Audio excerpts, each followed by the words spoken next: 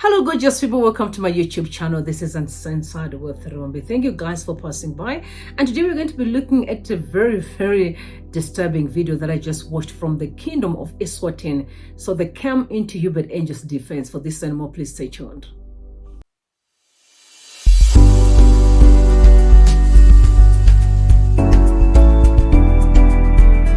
He had a press conference where he went in and started saying whatever he was saying, and I would like you guys to take a listen. The Kingdom of Eswatini.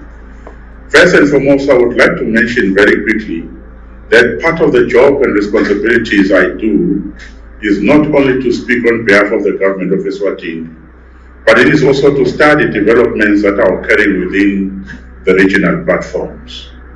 I have been personally following a very sad and interesting story which is developing around Prophet Eubertangel, the ambassador at large and presidential envoy from Zimbabwe. Prophet Eubertangel, first and foremost, is a diplomat that has been accredited by the government of the Republic of Zimbabwe to make sure that he interacts with international investors with a view to bring them to Zimbabwe for investment opportunities. Of utmost interest and importance in a story that has been developing on Aljazeera in particular, that involves the ambassador. The journalists behind this story are breaking all norms that govern journalistic ethics. Basically, they lack understanding that diplomats have a very difficult job to do, which is basically to navigate around the international system in order to ensure that the countries that they represent get the best and the foremost interests of international investors. When you look and study the documentary as you follow it, it is very personal to Ambassador Eubertangel. And the documentary is actually, if you were to draw a quick conclusion on its content and its context and intentions, is a dumb script, nothing more, nothing less, which is focused on someone who is not even a civil servant in the first place. Ambassador Eubertangel, for starters, is allowed to do business and to partner with international investors as they are willingly engaging him with the interest to do business with the people of Zimbabwe and with the government of Zimbabwe in particular. The moment you realize that Ambassador Eubertangel is not actually a civil servant, then you get to wonder why these international media houses are taking keen interest, especially Al Jazeera journalists who are taking special interest on him and his work. Is it because they want to jeopardize the economic interests of Zimbabwe? These are the questions you can't avoid. Knowing is one hand and Zimbabwe is under heavy sanctions by some Western countries, which is what exactly Ambassador Eubertangel has been accredited and assigned by the government of Zimbabwe to try to unlock. He was never been featured in any document that shows that he is a man that cannot be trusted for the job that he is doing for the Republic of Zimbabwe. Now, this is really an attempted political assassination if you look at it from all angles. As a matter of fact, the documentary is not even showing him holding gold or selling gold.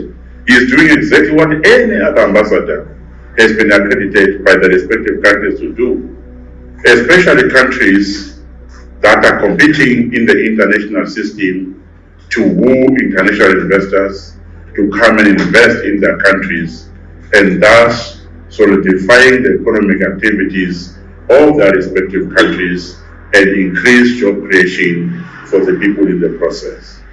So the documentary, one can easily conclude that yes, this seems to be a very sinister political motive, and the motive is very loud and clear.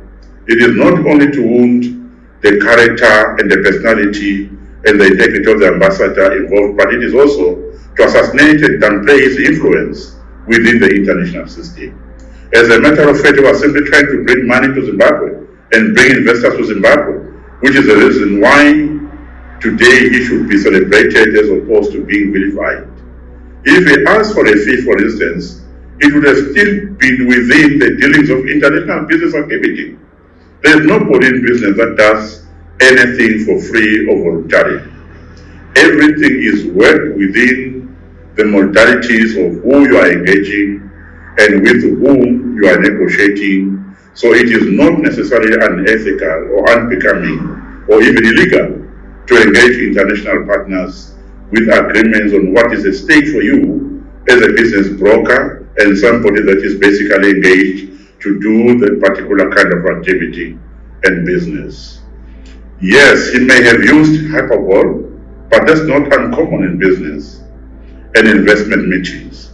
People have to do that sometimes. They claim they have spoken to the president directly or are speaking on behalf of the president. All to do is to give weight to international negotiations. You are given the mandate from they have spoken to the president directly or are speaking on behalf of the president. All to do is to give weight to international negotiations. You are given the mandate from the onset. So therefore, it is not necessary for you to keep going back to the president and say that I'm engaging company A, I'm engaging company B. Do I have your authority or your go-ahead, your engagement to do that? Once you are accredited to do this job, you do it 24/7. Wherever you are and whatever business you are endeavor to do, you are there on behalf of those that have accredited you to do so, which in this particular case is the government of the Republic of Zimbabwe. Now, people can do or say a lot of things. Ambassador Prophet eubertangel is absolutely absolved by his commitment to make sure that the economy of Zimbabwe rises again after such a long time of being strangulated by international sanctions. And in his support of all journalists, not journalists that will show and demonstrate pure biasness and being personal in terms of what they report in their documentaries and news reports. This man must be celebrated, not vilified. I have watched and feel very sorry for him, and I can see. You know, the kingdom of Eswatini, Swaziland, has always been having the same issues like Zimbabwe, political instability, that she includes the lawyer of human rights who was murdered recently. And when I heard their spokesperson in the government's office supporting eubertangel, I was flabbergasted. He literally came to his defense and said his actions that you saw on Al Jazeera are normal in the diplomatic space. It's shocking that every Zimbabwean who have watched that gold mafia, they're going nuts and crazy and angry. Even other neighboring countries, I've got some of my clients literally who were sending me messages, they were crying because they've seen how Zimbabweans suffered under this regime. But still, he can say what the actions of eubertangel are aligning with the diplomatic status. Very interesting, really, to know that the whole diplomat or the whole spokesperson can ignore all the social ills that Zimbabweans are going through, and the only thing he can do is to talk about eubertangel's diplomatic status and what he's doing and if it was right. So in terms of behavior, no, they don't care. It's just that he was doing the right. Why I'm in shock is all that is going down in Zimbabwe has always been like a joke to African countries. People are trying harder. I think for many years, you have tried to approach the SADC, you have done, talk to that person, you've tried South Africa, you've tried, nothing happened. You saw him back, he came into the country, he came back with an interesting report that everybody going nuts. So, you know, out of all that you have seen, all you've witnessed, the pain, migration of Zimbabweans, I mean, the suffering, some people died trying to cross to neighboring countries, poverty, you know, the deteriorating of the nation and the state, dilapidating of all hospitals and roads. People don't see, you know, but they can only be able to see the documentary and comment that the actions of eubertangel was right. So now, what are the commentators, people like Professor Jonathan Moy was questioning is that, which report are we supposed to believe? Because we have Madhuku, we come in as an attorney for eubertangel, who said a completely different, statement. Now we're having also other diplomats from different angles who are having a different version of the same ordeal. Who are we supposed to believe? Where is really the thin line between truth and a lie? And I think that's the most disappointing part.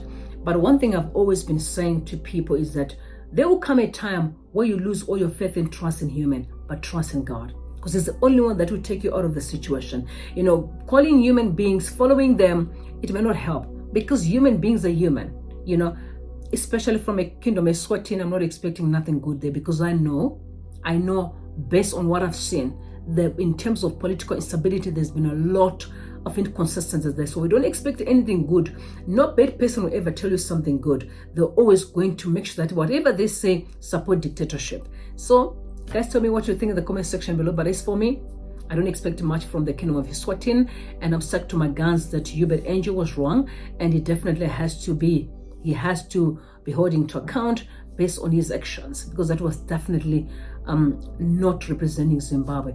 I mean, from a business and a diplomatic point of view, it was completely off the line. And it's unfortunate that many people viewed the documentary and they've seen how low we are. And I can't wait for us to redeem ourselves from this ordeal. Don't forget to subscribe to the channel. Love you all and God bless you. Bye for now.